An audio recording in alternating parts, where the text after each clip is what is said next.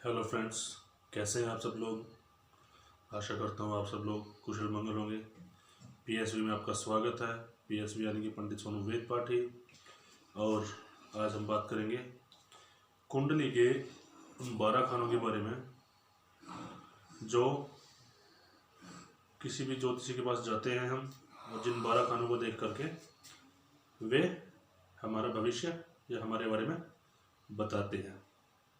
तो चलिए, ये 12 खाने जो आप लोग देख रहे हैं, इन 12 खानों में जो होता है सिस्टम देखने का कि कोई भी ज्योतिषी आपकी कुंडली के अंदर ये 12 खाने देख करके ही और ग्रहों की स्थिति देख करके बताता है आपके बारे में, क्योंकि इन 12 खानों में ही आपके बारे में सब जानकारी होती है। तो शुरू करते हैं हम। पहले घर यानी कि पहला भाव, इसको पहला भाव भी कहते हैं, पहला स्थान भी कहते हैं, लगन भी कहते हैं, केंद्र भी कहते हैं, त्रिकोण भी कहते हैं। पहला मतलब ये जो ये खाना है, ये पहला घर है। इस पहले घर से हम सिर्फ अपने शरीर के बारे में जान सकते हैं और हमारे शरीर का स्वास्थ्य कैसा रहेगा, हमारा रंग कैसा है, हम ये जानते हैं इससे। और हाँ, एक बात और कि जो ये नंबर देख रहे हैं ना आप, ये नंबर राशियों के नंबर होते हैं। जब तक हमें कुंडली बनानी नहीं आती, तो कुंडली बना भी लेंगे, सीख लेंगे, जो ये घर है ना, हमेशा ये पहला ही घर रहेगा, पहला ही स्थान रहता है। चाहे इसमें 4 नंबर आ जाए, चाहे 10 नंबर आ जाए या 12 नंबर आ जाए, कोई भी नंबर की राशि हो, वो राशि का लगन बनता है। जैसे कि इसमें 1 नंबर लिखा है तो पहले नंबर की राशि मेष राशि। अगर इसमें 10 नंबर की आ जाता है, किसी कुंडली में 10 नंबर लिखा आता है यहाँ पे लगन में, तो वो 10 नंबर की लगन की कुंडली होगी। और इसकी काउंटिंग हमेशा 1 2 3 4 5 6 7 8 9 10 11 12 इस तरह का काउंटिंग करते हैं हम घरों की। जो इसमें केंद्र है, केंद्र ये 4 खाने वाले चौकोर, 1 2 3 4, ये चारों केंद्र हैं, इन्हें केंद्र स्थान कहा जाता है। और त्रिकोण लगन को, 5 नंबर को, 9 नंबर को त्रिकोण कहा जाता है। तो जैसे कि मैंने अभी आपको केंद्र और त्रिकोण बता दिए, अब हम बात करेंगे पहले घर से। पहला घर हमेशा हमारे शरीर के बारे में, स्वास्थ्य के बारे में बताता है। अब चलते दूसरे घर पे। दूसरे घर से हमें हमेशा धन के बारे में, हमारे परिवार कुटुंब के बारे में पता चलता है। आप चलते हैं तीसरे घर पे। जो ये तीसरा घर है, इस तीसरे घर से हम अपने बहन भाई के बारे में, साहस कितना है हमारे अंदर, पराक्रम के बारे में ये जान सकते हैं कि कितने बहन भाई हैं, नेचर वाइज थोड़ा बहुत क्या कुछ है, या इस कुंडली वाले के अंदर पराक्रम कितना है, उसके यार दोस्त कैसे हैं, उनके बारे में जान सकते हैं। तो अब आगे चलते हैं चौथे घर पे। ये चौथा घर है। ये चौथे घर से हमें क्या क्या मिलता है और क्या क्या प्राप्त होता है, और बताते हैं। चौथे घर विद्या का भी है, माता का है, और जमीन के लिए और वाहन के लिए। इस चौथे घर से ही हमें पता चलता है कि जिसकी कुंडली है उसके पास प्रॉपर्टी कितनी है, और माता, विद्या और वाहन, ये सुखों के लिए है कि बंदा कितना सुखी है, उसके सुखों में कितना अभाव है, कितना क्या कुछ है, वह पता चलता है। अब हम चलते हैं पांचवा घर। ये विशेष तौर पे जैसे कहते हैं ना विद्या के लिए और पुत्र के लिए, संतान में पुत्र के लिए, संतान के लिए भी देते हैं, पर विद्या और संतान दोनों इससे मिलते हैं। पर खास तौर पे अगर यहाँ पे जैसे वही शुभ ग्रह बैठ जाए तो पुत्र प्राप्ति के चांसेस बना देता है।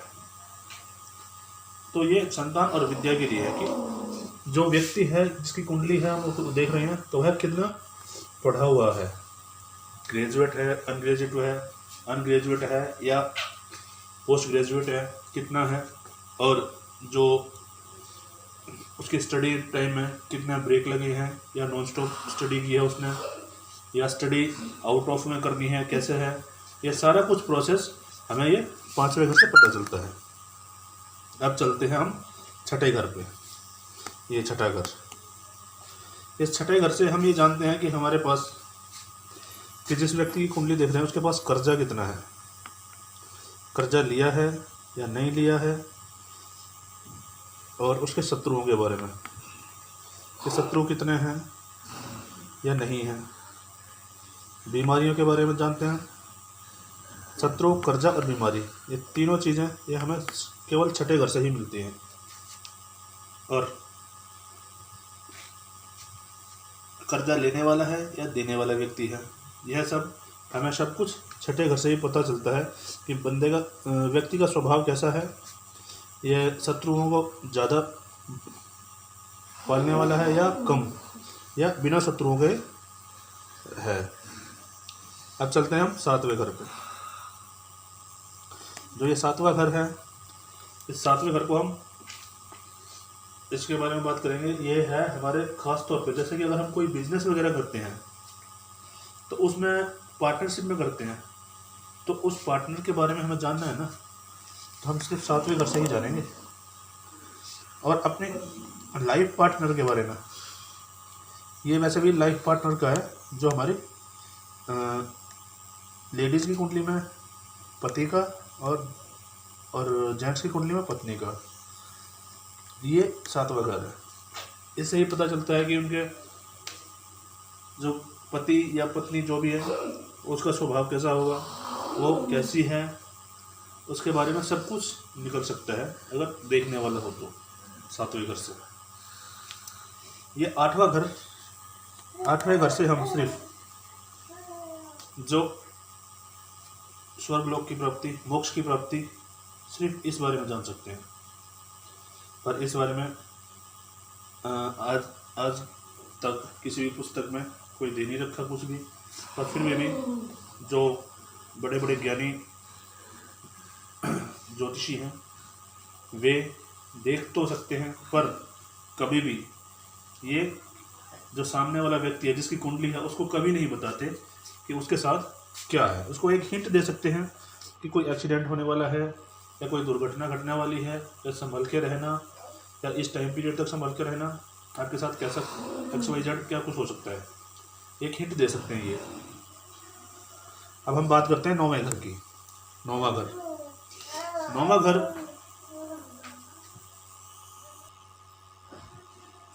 अब हम बात करते हैं 9वें घर की। 9वां घर हमें जिस व्यक्ति की कुंडली के पिता के बारे में जानना हो, भाग्य के बारे में जानना हो, वो हम कभी भी जानेंगे तो 9वें घर से ही जानेंगे। पिता के बारे में कि जीवित है, मृत है, या बीमार हैं, या किसी कष्ट में फंसे हुए हैं, या उनकी हालात कैसे हैं, वह सब कुछ हमें 9वें घर से ही पता चलेगा। 9वें घर से ही हमारे भाग्य का पता चलता है। भाग्य का संबंध और पिता दोनों एक साथ कैसे हैं कि सूर्य पिता का कारक होता है, और सूर्य से ही हमारे को सरकारी नौकरी इत्यादि मिलती हैं। अगर हमें सरकारी नौकरी मिलती है सूर्य के सहयोग से, तो सूर्य पिता का कारक है। अगर हमारे पास पिता की ही बैकग्राउंड नहीं होगी तो हमें सपोर्ट कौन करेगा, बहुत मुश्किल हो जाती है।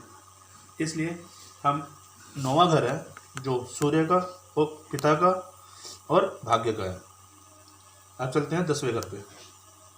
10वां घर, 10वां घर है जो हमारा ये कर्म भाव है कि हमें लाइफ में करना क्या है, किस लाइन में जाना है, किसी भी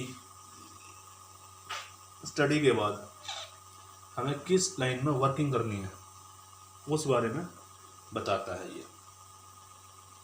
और उसी अगर कोई जैसा ग्रह बैठेगा उसी के हिसाब से हमें कार्य में सफलता मिलती है।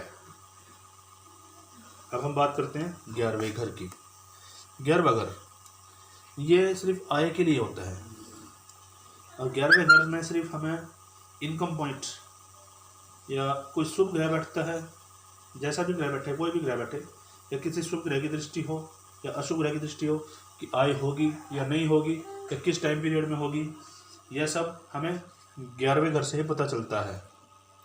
अब चलते हैं 12वें घर पे कि हमने लाइफ में कितने खर्चे करे हैं, कैसे कैसे खर्चे करने हैं, और हम खर्चे सही कर रहे हैं या गलत कर रहे हैं, यह सब हमें 12वें घर से पता चलता है। तो ये थे हमारे 12 घर।